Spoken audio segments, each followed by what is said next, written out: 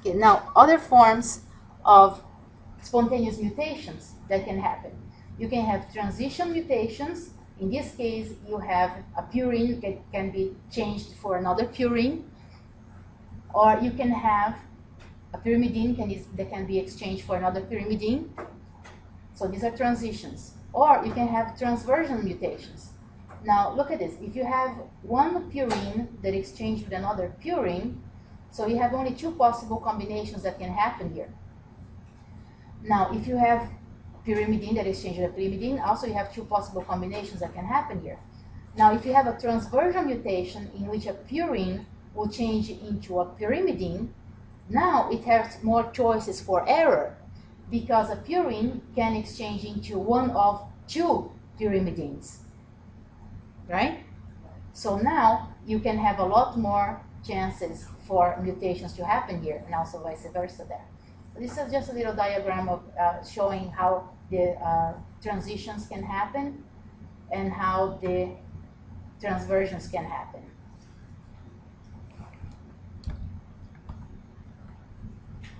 So concept check 1. Which of the following changes is a transition-based substitution?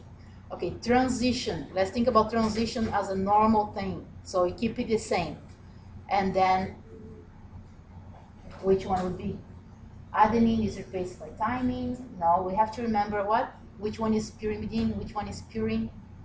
Pulga 2 is purine. GA are purines. Okay, so this is telling you about transition. So which one is it?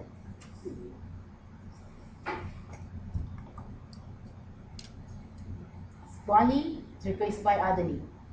Now, when you are solving this type of problem, draw them out first and write down the Pulga 2 so we know which ones are the two purines, and then you figure out which other ones are the two pyrimidines.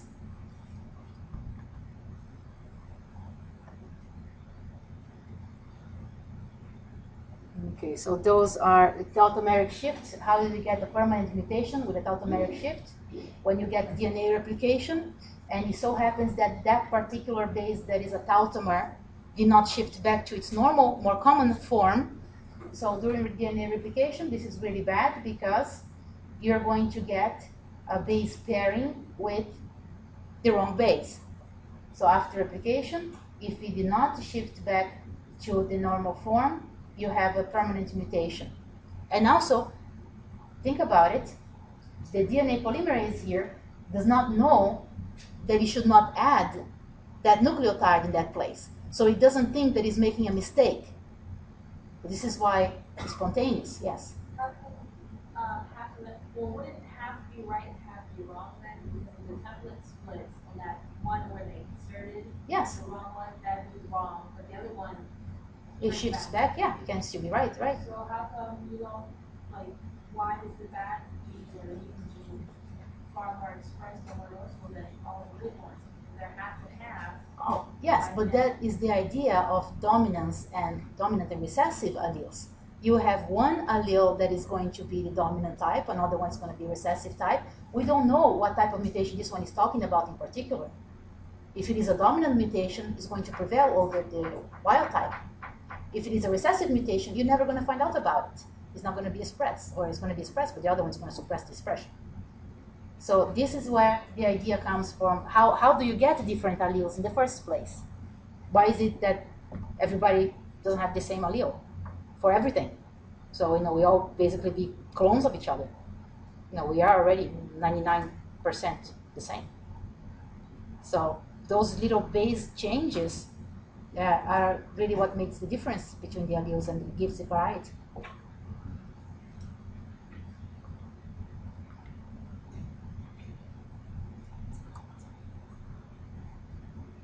Another spontaneous mutation that can happen is called depurination. Depurination and deamination. Now, what does that mean? The purines, or a base here in the structure of the DNA, can be cut out of that particular strand. So usually it's a purine. Now, you can think about it. Purines are bigger than pyrimidines. You have two rings for the purines. Now, this is very common. Remember, this is spontaneous damage. In average, we have 10,000 depurination happening in your body every day.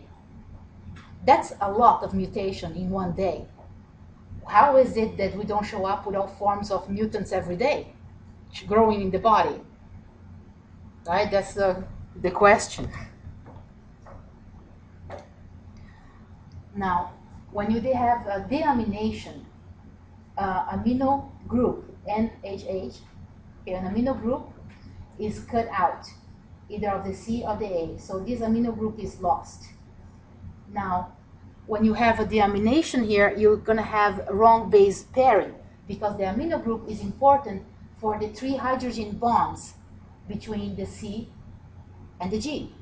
If you have a C that loses an amino group, it will end up with only 2 hydrogen bonds left, so it cannot bind to a G anymore.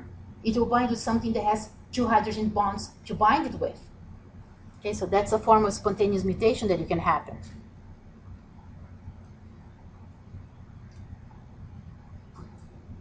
And then, of course, you have the permanent mutation after you have cell division. And again, you have polymerase that will replicate both the good strand and the bad strand, and then you have a permanent mutation there.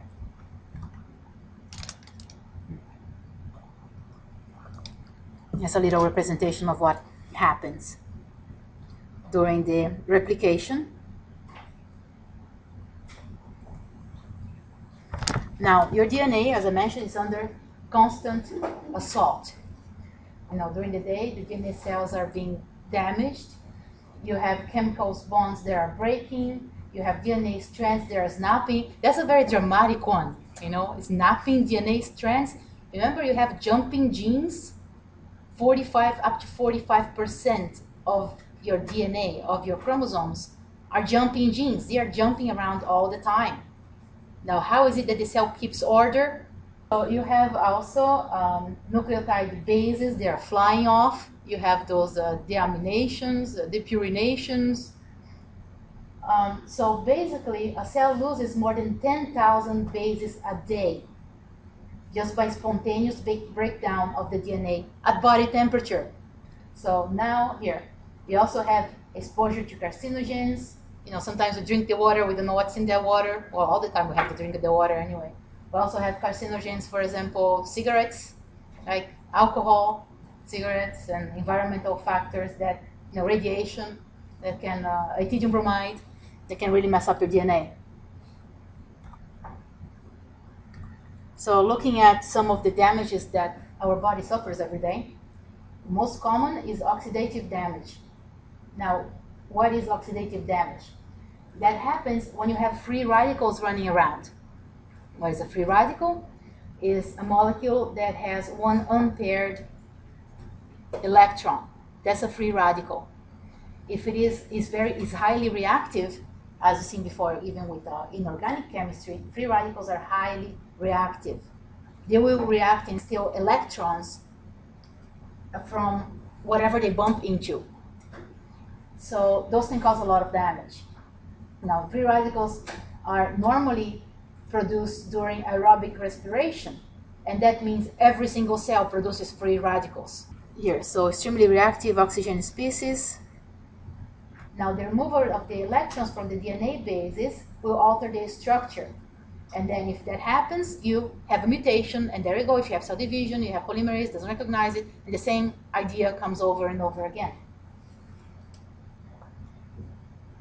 And of course, free radical and DNA mutation, we see a lot related to cancer and aging process. Now, other things that can cause spontaneous damage. As I mentioned, we have these jumping genes that are jumping all the time, transposons. Now, if it happens that they land randomly in one gene that is extremely important for life, it can totally disrupt the function of that gene. This is one of the sources of spontaneous mutation. Okay, so as I mentioned, insertion of these genes within important genes can disrupt the gene expression. Also, how is it that you can avoid this type of mutation? You could control the movement of this transposase enzyme